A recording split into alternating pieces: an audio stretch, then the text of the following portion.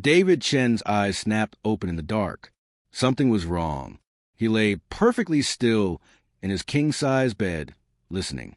The silk sheets felt cool against his skin. The bedroom was quiet. Too quiet. But somewhere in the house there was music. David grabbed his phone from a nightstand. The screen glowed bright. 3:17 a.m. Who would play music at this hour? He sat up slowly, his heart beating faster. The music was soft, muffled by walls and distance, but it was definitely there. And was that giggling? Baby Giggles. His twin boys. David threw off his covers and stood. He wore expensive pajamas that cost more than most people's weekly salary, but right now he felt like a stranger in his own home. His bare feet touched the cold marble floor as he walked to the door. The music grew louder as he moved down the hallway. It wasn't scary music. It was cheerful, bouncy, the kind of tune you'd hear at a carnival or a children's party. But at 3 a.m, it felt strange. Wrong, even. Michael and Matthew should be sleeping. They were only 18 months old. Babies their age slept through the night. At least, that's what all the books said. David's mansion was huge, with 23 rooms, but he knew every corner. He walked past paintings worth millions of dollars.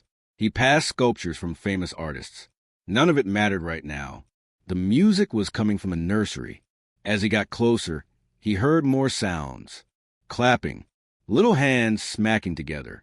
More giggles, high and sweet, and a woman's voice humming along with the music. Maria, the nanny. David reached the nursery door, which stood slightly open. Warm yellow light spilled into the dark hallway. He stopped just outside, peeking through the crack. What he saw made him freeze. The nursery looked magical. A small lamp shaped like a moon cast soft light across the room. Toys were scattered on the carpet. Stuffed bears, wooden blocks, rubber balls. The twins' crib stood against the far wall, but both boys were out, sitting on a thick blanket on the floor. And Maria was dancing. She wore her crisp white uniform, perfectly pressed even at this impossible hour. Her navy dress swished as she moved. But the strangest thing, the thing that caught David's attention immediately, was her hands. She wore bright yellow rubber gloves. Kitchen gloves. The kind people use to wash dishes. Maria spun in a slow circle, her arms moving gracefully through the air. The yellow gloves caught the light, almost glowing. She swayed left, then right, her feet moving in time with the music that played from a small speaker on the shelf. Michael and Matthew watched her with wide eyes full of wonder. They sat side by side on the blanket, their tiny hands clapping together. Matthew bounced up and down, unable to contain his excitement. Michael was more careful, more still, but even he smiled big. Again. Matthew squealed, his voice full of pure joy. Maria laughed softly and spun faster. The yellow gloves traced patterns in the air like ribbons. She wiggled her fingers, making the gloves dance like funny puppets. The boys erupted into giggles. David's hand gripped the doorframe. His throat felt tight. How long had this been happening? He watched as Maria slowed her dance and knelt down beside the twins. She was young, maybe 25, with kind brown eyes and dark hair pulled back in a neat bun. She looked tired. No, more than tired. She looked exhausted, but she was smiling. "Okay, my little princes," she whispered, though her voice carried to where David stood hidden. "One more dance, then sleep? Deal." "Deal," Matthew shouted, too loud for the middle of the night. "Shoo," Maria said gently, pressing a yellow-gloved finger to her lips. "Quiet like mice. We don't want to wake Daddy." David's chest tightened. Wake Daddy. As if he were somewhere far away, unreachable. As if he didn't live in the same house. Maria stood again and began a new dance, slower this time. She moved her hands in gentle waves, and the yellow gloves seemed to float. She hummed along with the music, a lullaby now, soft and sweet. Michael's eyes began to droop. His small body swayed. Matthew fought it longer, blinking hard, determined to stay awake. But Maria's voice was like magic, wrapping around them, pulling them toward sleep. "There we go," she whispered. "Breathe in, breathe out. Close those sleepy eyes." One by one, the boys surrendered. Matthew fell backward onto the blanket, his arms spread wide. Michael curled onto his side, his thumb finding his mouth. Maria kept humming, kept swaying, until both boys were completely still. Asleep at last, she stood there for a long moment, just watching them. Then she pulled off the yellow gloves and set them on the changing table. Her shoulders sagged. She pressed both hands to her face and took a deep, shaky breath. That's when David stepped into the room. The floorboard creaked under his weight. Maria spun around, her eyes going wide with fear. Her hand flew to her chest. "Mr. Chun," she gasped. I didn't know you were." She looked terrified, like a student caught cheating on a test. Her face went pale. Her hands trembled. David stood in the doorway, unable to speak. 1,000 questions filled his mind, but his voice wouldn't work. Why were his boys awake at 3:17 in the morning? Why was Maria dancing with yellow gloves? And why did he feel like the stranger here, in his own home, with his own children? "Please," Maria whispered, her voice shaking. "Please don't fire me." David blinked. "Fire you? I just want to know what's happening." Maria's eyes filled with tears. She glanced down at the sleeping twins, then back at David. Her hands twisted together nervously. "They wake up," she said quietly. "Every night. They wake up crying."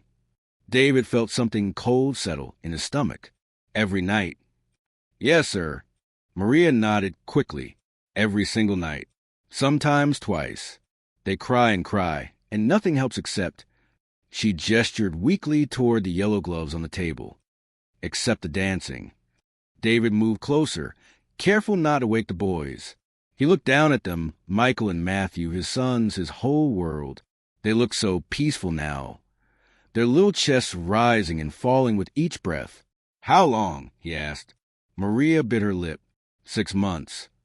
6 months? David's voice came out louder than he meant. He forced himself to speak softer. "They've been waking up every night for 6 months, and I didn't know." "You sleep in the East Wing," Maria said carefully. "The nursery is in the West Wing. The house is very big, Mr. Chun. You wouldn't hear them from so far away." She was right, but the truth stung like a slap. He'd chosen that bedroom specifically because it was far from noise, far from disturbance. He needed his sleep for important business meetings, for million-dollar deals, for running his empire. But while he slept peacefully in his distant room, his children cried. "Why didn't you tell me?" David asked. Maria looked down. "I tried 3 months ago. I mentioned that the boys were having trouble sleeping. You said that's what I was paid for, to handle it." David remembered, vaguely. He'd been on his phone, checking stock prices, barely listening. Maria had stood in his office doorway, trying to tell him something. He'd waved her away. "Handle it," he'd said. "That's your job." And she had, for 6 months, every single night. "Tell me everything," David said, sitting down on the floor beside the sleeping boys. "Start from the beginning." Maria hesitated, then slowly sat down too, keeping a respectful distance. She smoothed her uniform over her knees. "It started after—" She paused, choosing her words carefully. "After Mrs. Chun passed away. David's wife, Catherine, dead for 8 months now. Cancer had taken her quickly, brutally. One day, she was laughing and playing with the boys. 6 weeks later, she was gone. The boys were only 10 months old when she died." Maria continued softly. "Too young to understand, but old enough to feel it, to know something was missing." David said nothing. His throat was too tight. At first, they just cried more during the day. Normal baby crying. But then the nightmares started. Maria's voice grew even quieter. They would wake up screaming. Terrified, I would pick them up, rock them, sing to them. Nothing worked. "So you started dancing?" David asked. Maria nodded. "My grandmother raised me in Mexico. When I was little and couldn't sleep, she would dance for me. She said music and movement could chase away the dark feelings. She wore bright yellow gloves because they reminded me of sunshine." Maria reached for the yellow gloves on the table, holding them gently. "I didn't know what else to do," she said. "The boys wouldn't stop crying. So one night, I put on these gloves. I found them on the kitchen sink, and I started dancing. Just silly movements, nothing special. And Matthew, he stopped crying. He stared at the gloves. Then he laughed. A small smile crossed Maria's tired face. After that, it became our routine. When they wake up scared, I dance. The yellow gloves catch their attention. The music soothes them, and slowly, they calm down enough to sleep again. David looked at his sons. Matthew was sprawled out like a starfish, fearless even in sleep. Michael was curled tight, protective, cautious. They're different, David said suddenly. Their personalities. Very different, Maria agreed, warming to the subject. Matthew is brave. He jumps off everything, the couch, the stairs, anything. He laughs at loud noises. He's a little warrior. And Michael watches first. He thinks before he moves. He doesn't like surprises. When there's a new toy, Matthew grabs it immediately. Michael hangs back, studying it, making sure it's safe. Maria's voice filled with affection. Michael is the one who cries more at night. I think he feels things deeper. David realized he didn't know these things about his own children. He saw them for maybe an hour each day, early morning before work, late evening when he returned home. But their real lives, their fears and joys and personalities, Maria knew all of it. She had been there, every night, every cry, every nightmare, and he had slept peacefully, far away. I've been hiding, David said, the words coming out before he could stop them. Maria looked at him, confused. From grief, he continued. From pain. When Catherine died, I couldn't handle it. The boys look like her. They have her eyes, her smile. Every time I looked at them, I saw what I'd lost. He pressed his palms against his eyes. So I threw myself into work. Meetings, deals, traveling. Anything to avoid being here. Mr. Chun, I hired you to do the job I was too scared to do myself, David said bitterly. I paid you to love my children because I couldn't face loving them without their mother. The words hung in the air. Maria was quiet for a long moment. Then she said, You love them, Mr. Chun. I see it. The way you look at them during breakfast. The way you keep their drawings in your briefcase. But I'm not here when they need me, David said. You are. Yes, Maria said simply. I am. It wasn't mean or judgmental, just honest. A fact. David looked at this young woman who had carried his family through the darkest months, who had danced at 3 a.m. in yellow gloves, who had given everything while asking for nothing. How much do I pay you, he asked. Maria looked startled. Sir, your salary. How much? She told him. It was less than what he spent on coffee each month. David felt shame burn through him like fire. This woman had saved his children. She had danced away their nightmares. She had been their comfort, their safety, their steady ground when everything else fell apart. And he paid her less than his monthly car payment. That changes tomorrow, David said firmly. I'm doubling your salary. No, tripling it. Maria's eyes went wide. Mr. Chun, you don't have to. Yes, I do, he interrupted.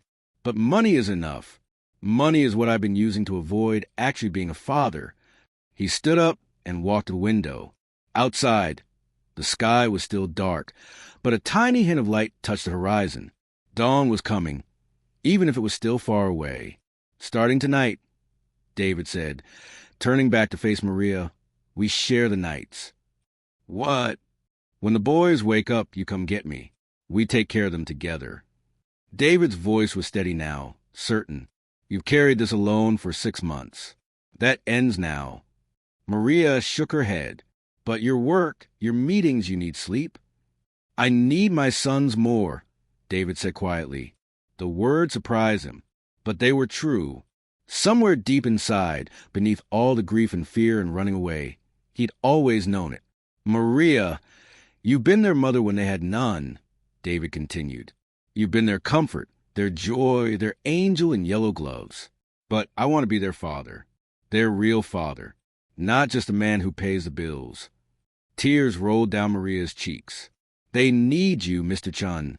They ask about you. Where's Daddy? Matthew says it every day. David's heart cracked.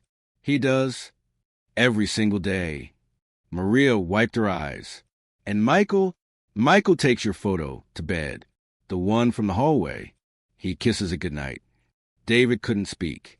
He looked down at his sleeping sons, these tiny humans who loved him even though he'd been absent, who waited for him, who needed him. He knelt beside them on the blanket. Michael stirred slightly, making a small sound.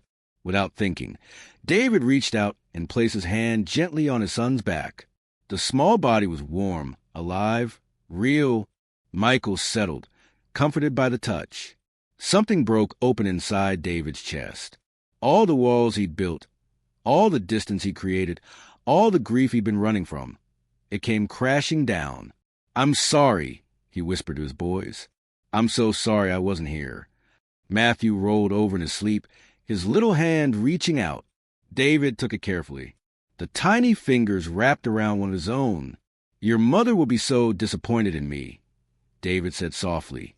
"She asked me to take care of you, to love you twice as much because she couldn't be here. And instead, I ran away." Maria quietly stood. "I'll give you some time alone." "No," David said. "Stay. Please. You're part of this family, too." Maria froze, then slowly sat back down. Fresh tears streamed down her face. "Catherine would love you," David told her. "She would be grateful that our sons had someone like you, someone who danced for them, someone who turned yellow gloves into magic." They sat together in the peaceful nursery, watching the boys sleep. The music had stopped long ago. The only sound was gentle breathing. "Tell me about them," David said. "Everything. Their favorite foods, their favorite games, the things that make them laugh. I want to know it all." So Maria told him. She told him that Matthew loved bananas, but hated apples. That Michael would only eat his vegetables if you made airplane sounds. That they both loved when she read Goodnight Moon, and Matthew always tried to eat the book. She told him about their first steps. Matthew had walked at 11 months, fearless and wobbling. Michael had waited until 13 months, watching his brother first, learning from his mistakes. She told him about their words. Mama had been first, which made them both cry. Then ball and no and more. Matthew said up constantly. Michael's favorite word was why, even though he didn't really understand it yet. David listened to every word, memorizing it, filing it away. These were his children, his sons, and he was finally ready to know them. As Maria talked, the sky outside grew lighter. Pink and orange streaked across the horizon. A new day was beginning. David looked at his boys one more time, then up at Maria. "Thank you," he said, "for everything, for loving them when I couldn't, for being strong when I was weak, for putting on yellow gloves and dancing at 3 a.m. "It was never a burden, Mr. Chun," Maria said softly. "They're easy to love." "I'm going to learn how," David promised. "Starting right now. Starting today."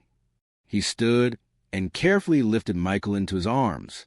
The little boy stirred, his eyes fluttering open. For a moment, he looked confused. Then he focused on his father's face. "Daddy," Michael said, his voice small and sleepy. "Yes, buddy," David whispered, his throat tight. "Daddy's here." Michael smiled, a huge, beautiful smile, and buried his face in David's shoulder. David held his son close, breathing in the smell of baby shampoo and innocence. This was what mattered. Not money, not business deals, not running from pain. This, right here, this small person who trusted him, who loved him, who needed him. Maria picked up Matthew, who woke with his usual energy, immediately babbling and pointing at everything. Together, they carried the boys to their cribs. Together, they tucked them in with soft blankets. Together, they stood watching as the twins settled back into deeper sleep. "Tomorrow night," David said quietly, "when they wake up, you come get me.